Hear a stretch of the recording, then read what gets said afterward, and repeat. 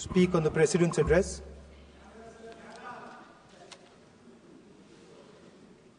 Camera. Thank you. Double thank you, sir.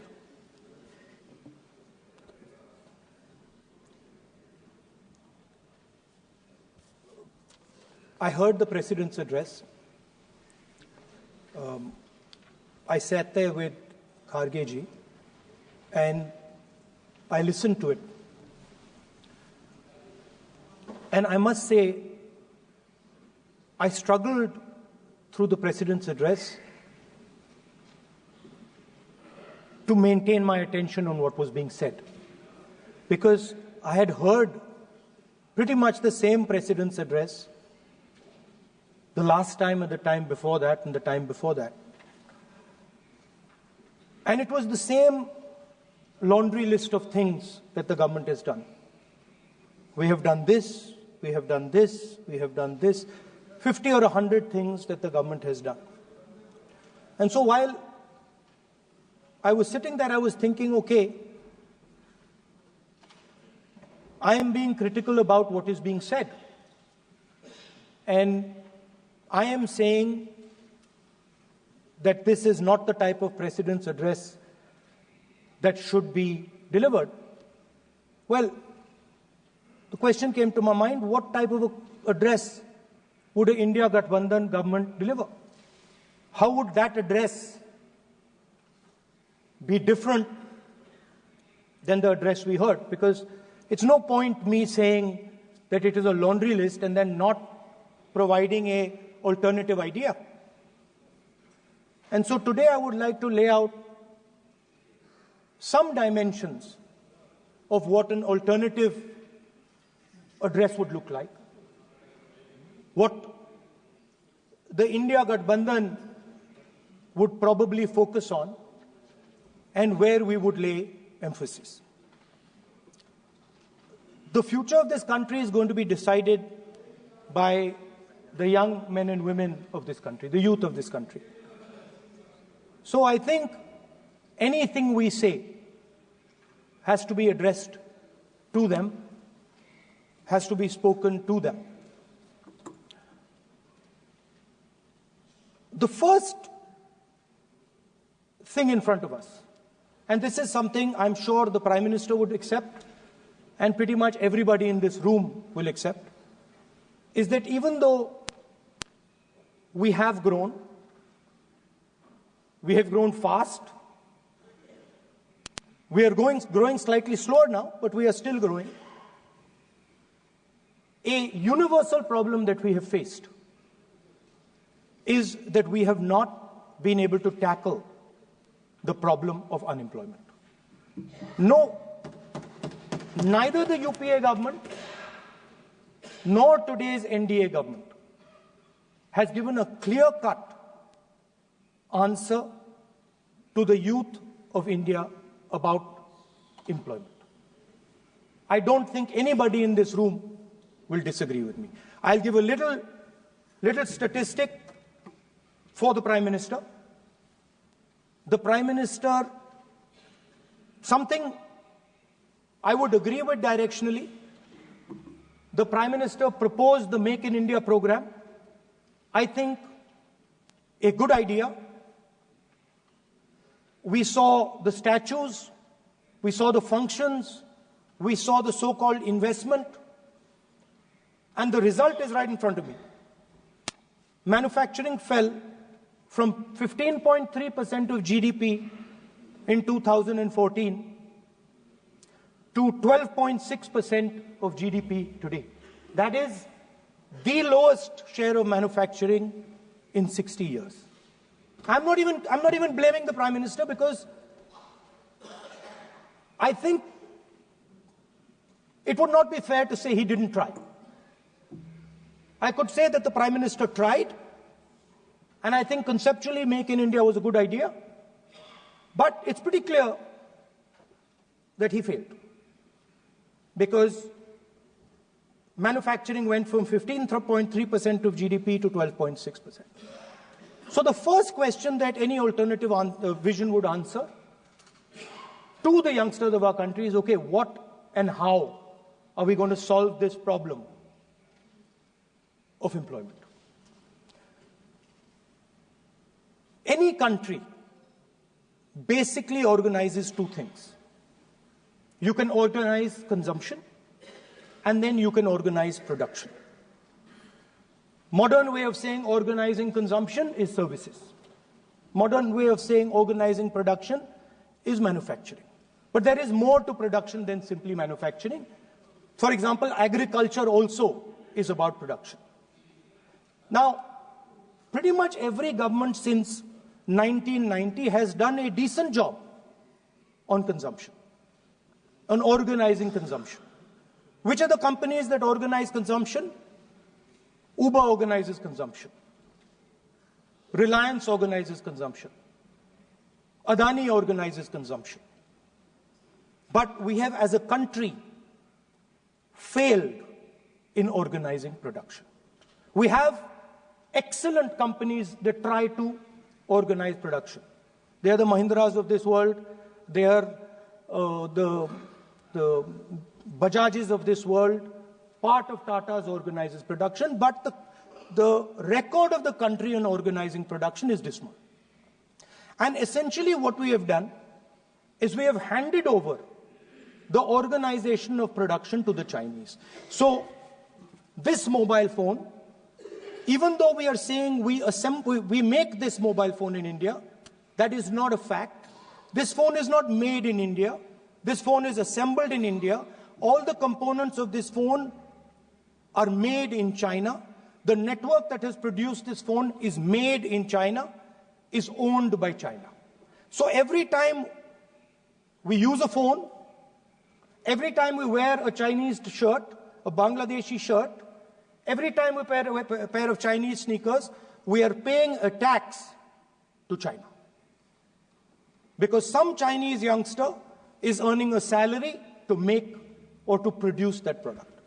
So the first message I would give in a presidential address would be that India has to focus completely on production.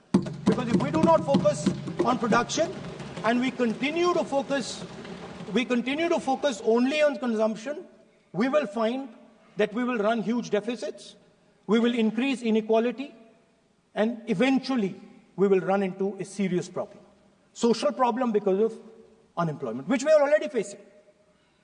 If you look at the numbers of the amount of people who are in jail, if you look at the numbers that are spent on internal security, if you look at the numbers spent on our police forces, they're all spiraling. They're all rising.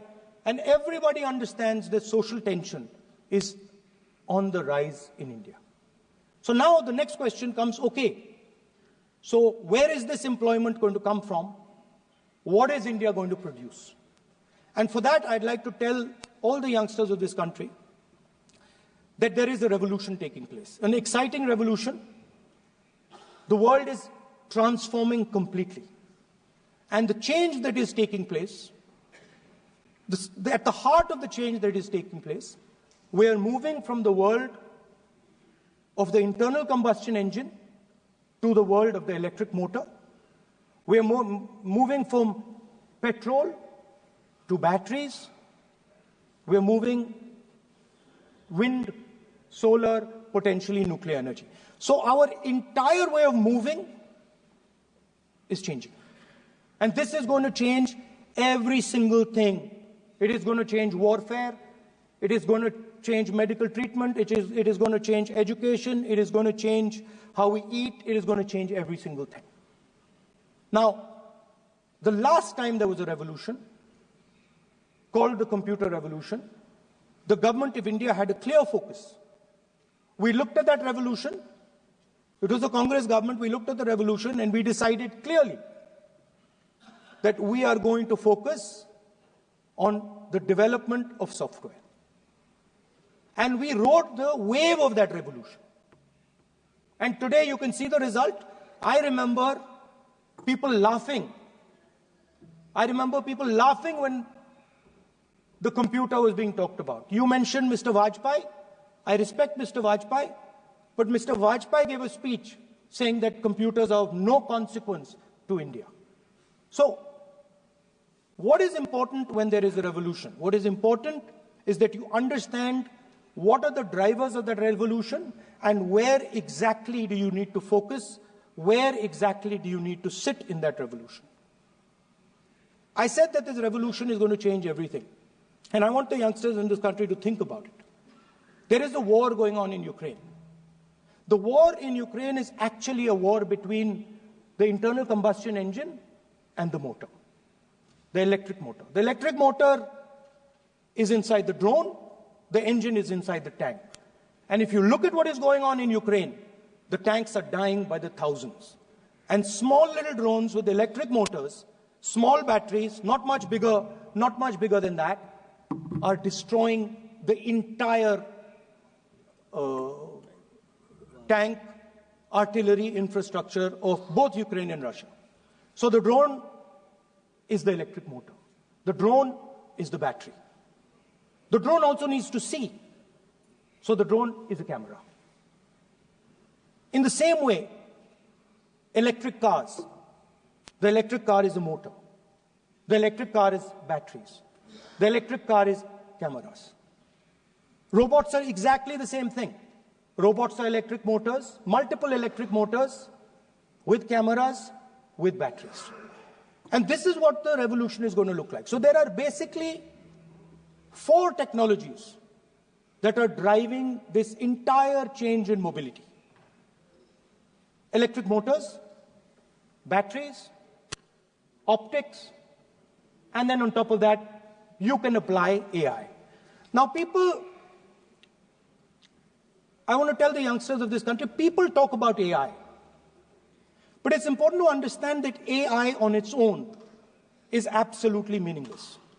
Because AI operates on top of data. Without data, AI means nothing. And if we look at data today, there is one thing which is very clear.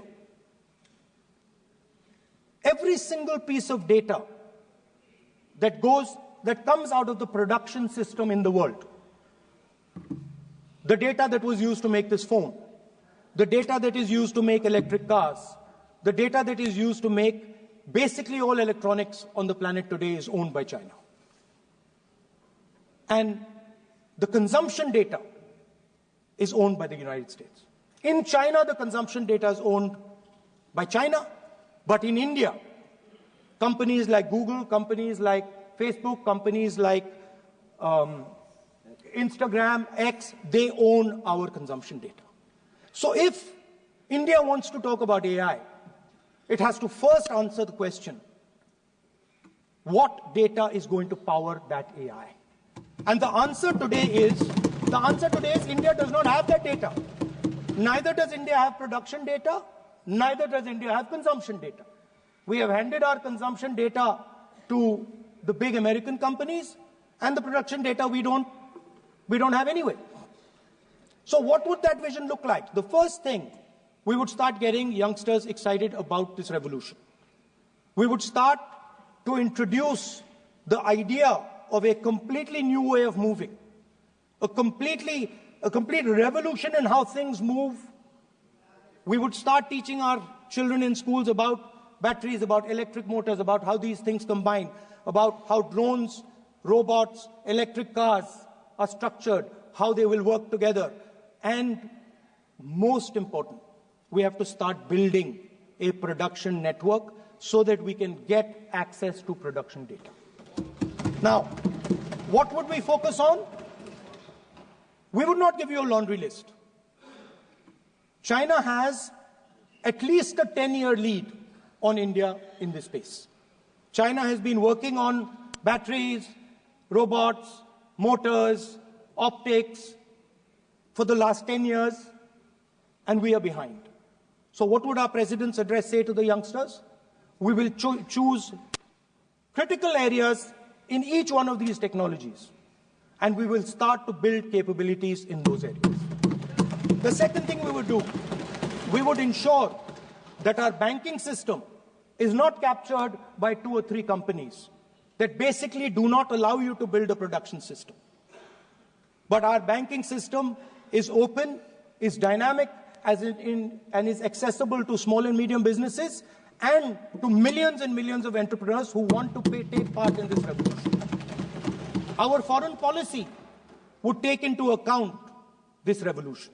When we talk to the United States, we would not send our foreign minister to invite our prime minister to his coronation. We would not send him 3 or 4 times, please invite our prime minister. Because if we had a production system and if we were working on these technologies, the American president would come here and invite the prime minister. So it is important to understand where a... Please.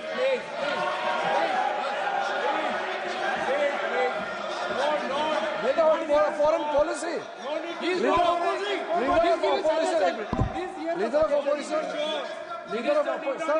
Leader of opposition cannot make such serious, unsubstantiated statement. This is related to the relation between 2 countries, and he is making an unverified statement about invitation of the Prime Minister of our country. Is better than our dignity. How can you make such kind of statement? He is leader of opposition, sir. He should be responsible in making such statement. Sir. LOP is giving us very positive suggestions. Why they are worried, sir? For the country, he is giving. Leader of opposition has the information from any official source. He must inform the House. If leader of opposition has the information, please inform the House. Okay. Who has told you that foreign ministers visited for the purpose which you have mentioned? You must specify it. So, I'm sorry that disturbed you, that question. I apologize for disturbing your peace of mind. It's okay. I've apologized. I've apologized for disturbing your peace of mind. I'm sorry. Apologize for lying to the House. ऐसा नहीं होता है. तो serious होना चाहिए leader of opposition को. कम से कम देश के मामले में तो एक हो. देश के मामले में तो एक वॉइस से बोलना चाहिए. ये गलत बात है. ये ठीक नहीं है. लीडर ऑफ अपोजिशन को इस तरह का बयानबाजी नहीं करना चाहिए. ये गंभीर विषय पर चर्चा चल रही है. इसका गौरव विषय है. So we would start by telling our young men and women that they have to be at the forefront of this revolution. We cannot afford that the Chinese are at the forefront of this revolution. Number one. Number two, we would ensure that the absolute best experts on these technologies would talk to our students, would talk to our youngsters, and guide them on what a future, on what these future technologies are going to do. We would make them partners in this revolution. Now, we talk about defense. And today, we have the Chinese. And the Prime Minister has denied it. And the army has contradicted the Prime Minister. It's true. The Prime Minister has denied it. The Prime Minister has denied it. And the army has disagreed with the Prime Minister that China is sitting on 4,000 square kilometers of our land, of our territory.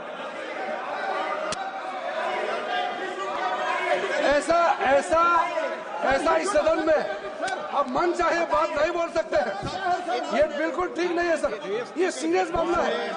आप foreign policy पे, border issue पर आप अपना कैसे मजाक बात कर सकते हैं? अपना मन कहानी आप बना के बोल रहे हैं. ये तो बहुत सीरियस मामला है. विदेशी प्रतिपक्ष के नेता जो आप विषय बोल रहे हैं, उसके तथ्यों को सदन के पटल पे रखना. आप पानी अनुरोध है, लीडर ऑफ अपोजिशन बोलिए, हम लोग शांति से सुनेंगे. ये आपका अधिकार है बोलने का, मगर आप मन चाहे ऐसा सीरियस इशू पे कैसे बोल सकते हैं? ये सीरियस मामला है. आप सदन में से बोलते हो. फॉरेन मिनिस्टर का बात कर देते हो, सीमा का बात ऑफिशियल वर्जन से अलग बात करते हैं, ऐसा मत बोलिए, ये देश के लिए ठीक नहीं है। आपको सीरियस होना पड़ेगा लीडर ऑफ ऑपोजिशन। ये गंभीर मामले को आप ऐसा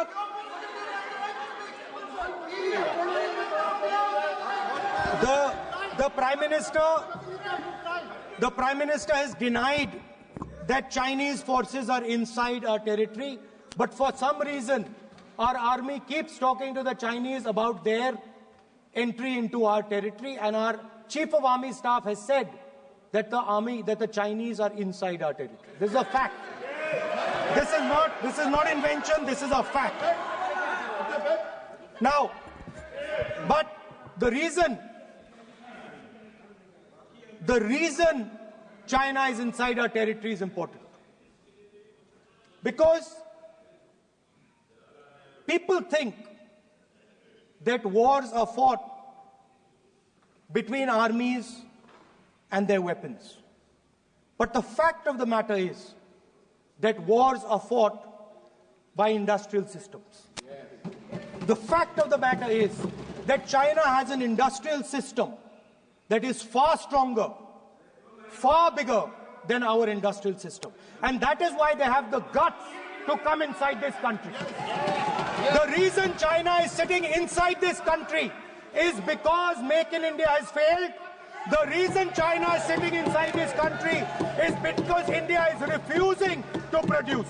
And I am worried that India is going to give up this revolution to the Chinese once again. The reason I made this reference is because everything is connected. If and when we fight a war with China, we will be fighting with Chinese electric motors, Chinese batteries, Chinese optics, and we will be buying Chinese motors, Chinese optics, Chinese batteries. It is a non-sustainable proposition. That is why for our security, for the future of our children, for the future of our country, we have to build a production system, and we cannot allow this revolution to go by. Yes. Now, the next step, we have a strategic partner called the United States. The partnership should focus on how India and the United States can work together to take advantage of this revolution. That is what the conversation should be on. Please understand that India is as important as the United States for the simple reason that they cannot build an industrial system without us. They cannot build a production system without us. No matter what they say, the Americans simply cannot do what India can do because their cost structure is much, much, much more expensive than ours. We can build things that the Americans would never imagine. India can do that. So that would be the first part of a president's address. We would talk to the youngsters in India and say to them, we want you to be partners in this revolution. We want to change the Indian banking system so you can have access to it. And we believe in you, we trust in you, and we believe you can take on the Chinese. That's the first part. The second part would be about participation.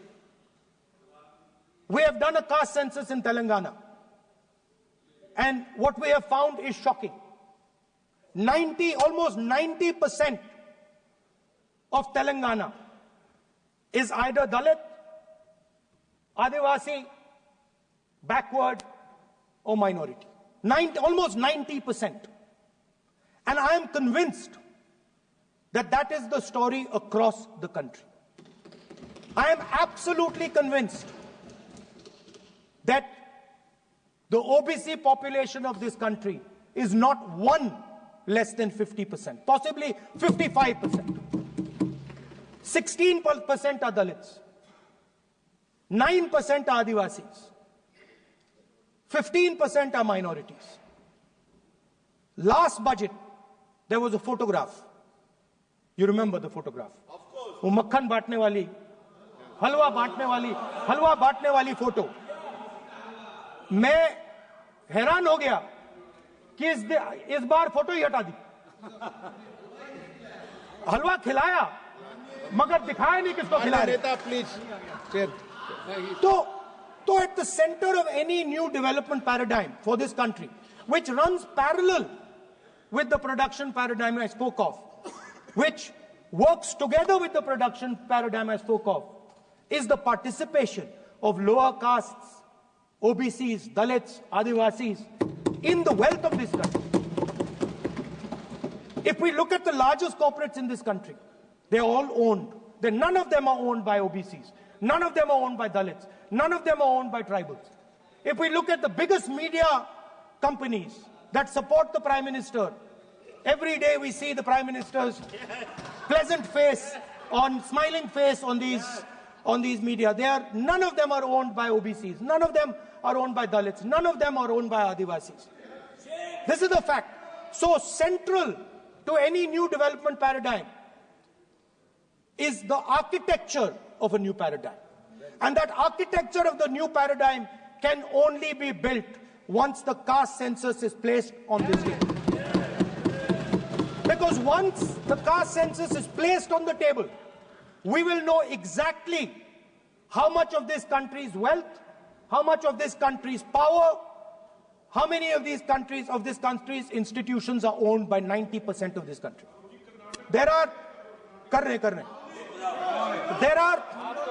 OBC MPs in the BJP. There are OBC MPs in the BJP. There are Dalit MPs in the BJP. There are Adivasi MPs in the BJP. Remember, you are OBCs, you have 50% of the population, and you have absolutely no power. I know that you're sitting there and you cannot even open your mouth. That is the truth of the country. प्रधानमंत्री का चेहरा आपको दिखाई नहीं देता है। जाति जनगणना, प्रधानमंत्री का चेहरा आपको दिखाई नहीं देता है। आर्किटेक्चर, अंधे हो गए, participation, revolution in this country that we are going to bring. चेहरा नहीं दिखता, ये अंधेरा हो गया है। पार्लियामेंट में है, ये कुछ दिखता नहीं है। सोनिया गांधी, प्रियंका, ये लीडर ऑपोजिशन को कुछ दिखाई नहीं देता है। ओबीसी बात करते हैं। So the idea is, speaker sir, the idea.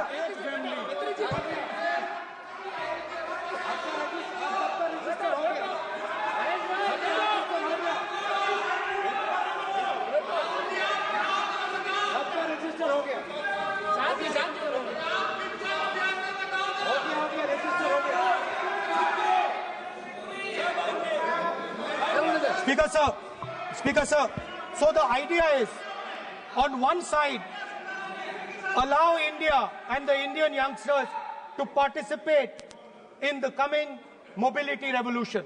Allow them to participate in building robots, in building drones, in building electronic items, in building EVs. And on the other side, running parallel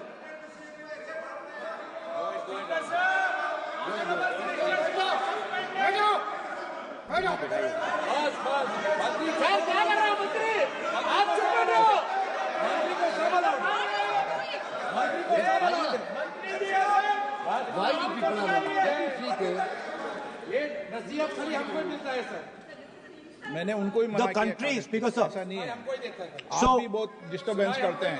Okay, speaker sir, so parallel ideas.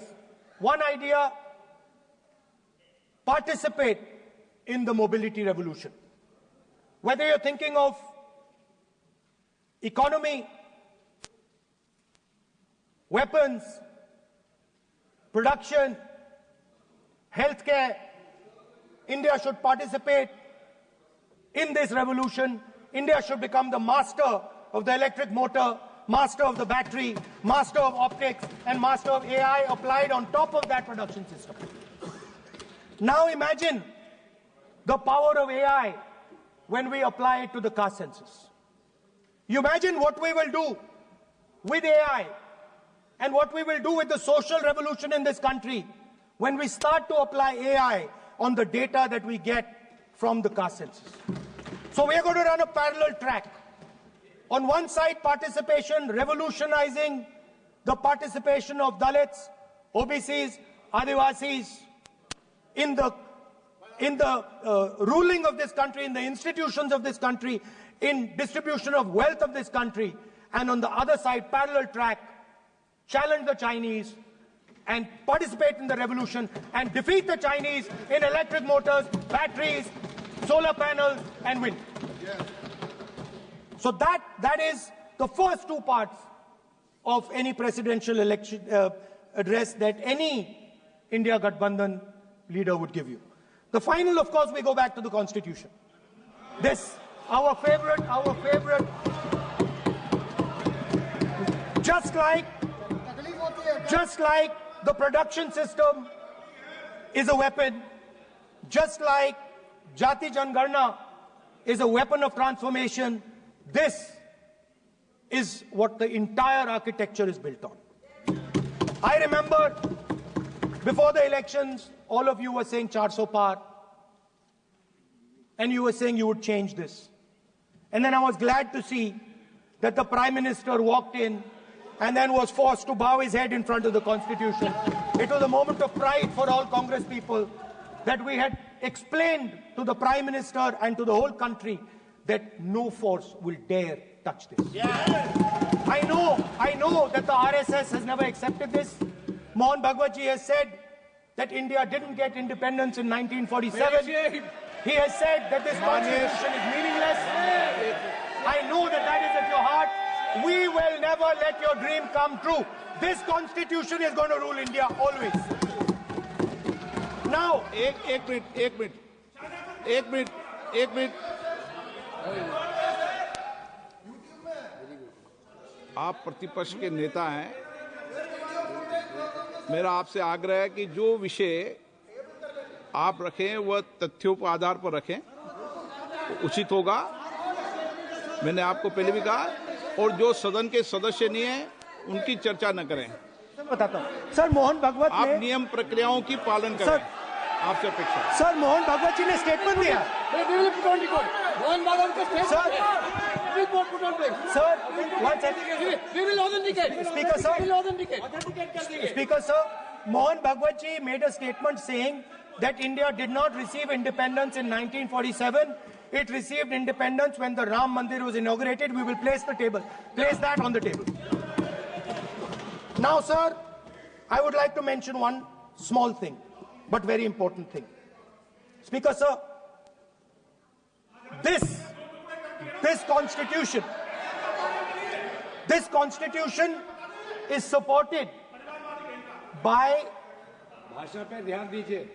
this constitution is supported by the vote of our people. Without the secure vote of the Indian people, this constitution means nothing. Now I want to bring to the notice of this House some data, some information about the Maharashtra election. Very simple stuff. Speaker, sir, between the Lok Sabha election, which the India Alliance won, and the Vidhan Sabha election, the voting population of Himachal Pradesh was added to the voting roll of Maharashtra. Meaning the entire population of Himachal Pradesh was added to the voter rolls of Maharashtra. Please understand what I am saying.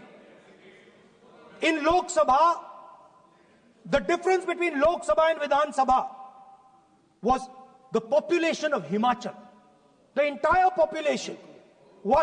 Almost 70 lakh new voters suddenly arrived between Lok Sabha and Vidhan Sabha. Now, the most interesting part, and the Prime Minister is not looking at me. The most interesting part,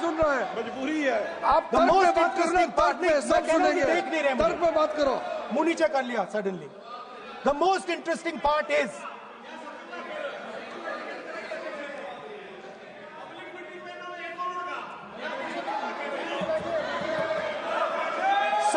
Sir, Maharashtra mein more voters were added in 5 months in Maharashtra than were added in 5 years in Maharashtra. जितने 5 साल में add हुए उससे ज्यादा 5 महीने में add हुए, आखिरी 5 महीने में लोकसभा चुनाव के बाद। सर, एक बिल्डिंग है सर शिरडी में, एक बिल्डिंग में 7,000 नए वोटर एक बिल्डिंग में ऐड हुए सर। एक बिल्डिंग में 7,000 नए वोटर ऐड हुए सर। सर, मैं कोई आरोप नहीं लगा रहा हूं, मैं कोई आरोप नहीं लगा रहा हूं, मैं सिर्फ ये कह रहा हूं सर कि ये इसमें कुछ ना कुछ प्रॉब्लमैटिक है कि हिमाचल प्रदेश जितने बड़े वोटर्स लोकसभा के बाद जादू से आ जाते हैं। अब हम क्या कह रहे हैं, हमने इलेक्शन कमीशन से रिपीटेडली कहा है कि हम आरोप नहीं लगा रहे हैं, आप एक काम कीजिए, हमें लोकसभा की वोटर लिस्ट दे दीजिए, नेम एड्रेस और इलेक्ट्रॉनिकली दीजिए, और विधानसभा नहीं है। नहीं सर, नहीं नहीं नहीं नहीं नहीं नहीं स्पीकर सर, स्पीकर सर, वो सब वेबसाइट पे रहती है, सब जानते हैं, कभी भी कोई निकाल सकता है। स्पीकर सर, मैं समझा देता हूं sir. Speaker sir, speaker sir, वो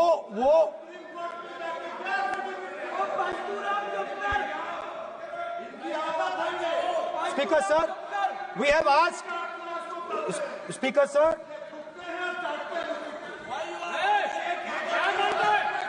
speaker sir, we are asking this question, we are asking this, speaker sir, population of Himachal Pradesh, please, population of Himachal Pradesh has voted, extra has voted in Maharashtra.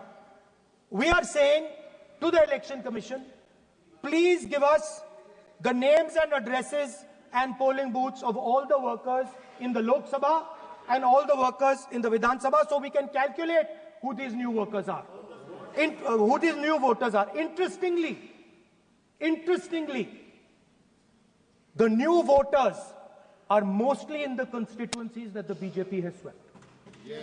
Please understand, the new voters have been added mostly in the constituencies where BJP has swept.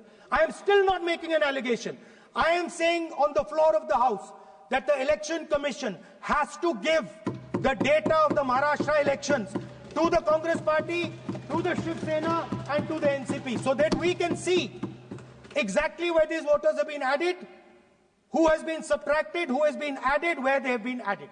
This is not an irresponsible request. This is a very simple request for them to fulfill. The reason I am saying this, sir, is because the rules have been changed. This is not just said in isolation.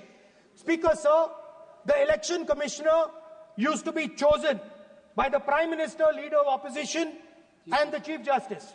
Sir, the Chief Justice was removed from that committee. Why? Why? This is the question, sir. This is the question to the Prime Minister. Why was the Chief Justice removed from the committee? Now, in a few days, I am going to go to the meeting. I am going to go to the meeting. There's going to be Mr. Amit Shah and Mr. Modi ji. And there's going to be me. 2 to 1. Why am I even going to the meeting? What is the purpose of me going to the meeting? I'm only going to the meeting to certify what Modi ji and Amit Shah ji are going to say. Right? Whereas if the Chief Justice was there could be a discussion. Chief Justice and Leader of Opposition could say, no, we don't agree. So, there seems to be a calculated strategy. Now, just prior to the Lok Sabha, the election commissioner was changed and 2 new election commissioners were placed. Yes. We know that the election dates were changed. Yes. We know that the elections were postponed. These are facts. These are not things I am inventing. So, in order to safeguard this constitution, the entire opposition requests the data for the Maharashtra election. We request the data and the electoral voter list for Lok Sabha and the corresponding list for Vidhan Sabha. And I am very confident that the Election Commission will not give us this information. Speaker, sir, that is broadly. So the third element of our President's address would be a determined defense of India's institutions, of our democratic system, and a re-look at our entire democratic framework, and the looking again at all the institutions that have been taken away from the people of India. So those would be the type of things that we would say in a presidential address. I'd like to finally say one thing. In the last, थोड़ा बढ़ा देता हूँ. अब मैं थोड़ा और खींचूंगा. अब और खींचूंगा थोड़ा. अब और खींचूंगा. So in the last, there is a background, a philosophical background to what I am saying. Essentially, what I am saying to the youngsters of India and to this House is that instead of focusing on multiple things, instead of telling us a laundry list, give us a strategy, give us a vision, make it clear, right? Now, there is a philosophical basis to this. There is even a deep philosophical basis to this. I showed you the picture of Shivji, which you didn't allow me to show. I showed that picture for a reason. What does that picture tell us? If you look at that picture carefully, it tells us focus carefully. Do not get distracted. Do not look here and there. Do the job at hand. So there is a philosophical basis to the speech I have given. I have not told the House and the country that we will do this, and this. This is the philosophy of Shivji. Say what you have to say, but be clear that you're going to do that one thing and don't do 56, 70 different things. So there is a link between our philosophical tradition, our religious tradition, and what I'm saying. And that is what India needs to do. India needs to connect the past, the values of the past.